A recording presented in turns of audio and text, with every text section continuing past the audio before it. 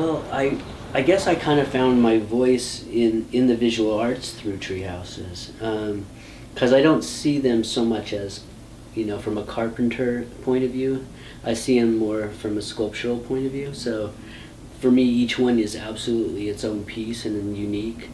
I've made maybe 55 tree houses now, and I don't know, each one is absolutely different, and they all have this sculptural element to them.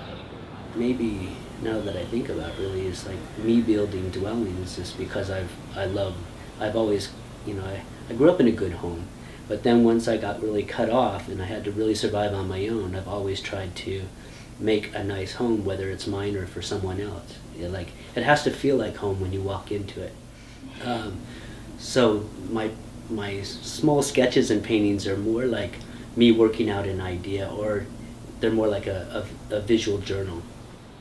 I walked by one night and there were some musicians inside the stand, and I think they had just played at the Apollo that night, but happened to let's go to the East Village, and they were French, and so they were playing, and I was like, what is this? Because it was like a little tiny theater on the corner of 7th and C.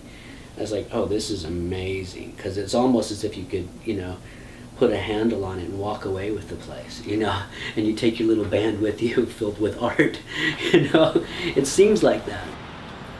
I definitely think that the stand gives a venue for people who might be struggling on the streets and with mental difficulties, where they just don't know how to get the ideas out of their head, and then getting them onto paper and then being recognized by Lori saying, this is wonderful, oh, this is great, go with this, and let's put this one on the wall. And most artists, unless they're totally successful, they really don't know what is good or bad. It's like, we're very insecure people in a large sense, and I think, and it's that insecurity that in a sense fuels what we do, because we're scared, we don't think we're worthy of doing this, but we have to do it, and then suddenly it's like that. I know that's for myself, that my fear of not doing something great inspires me to really push my work,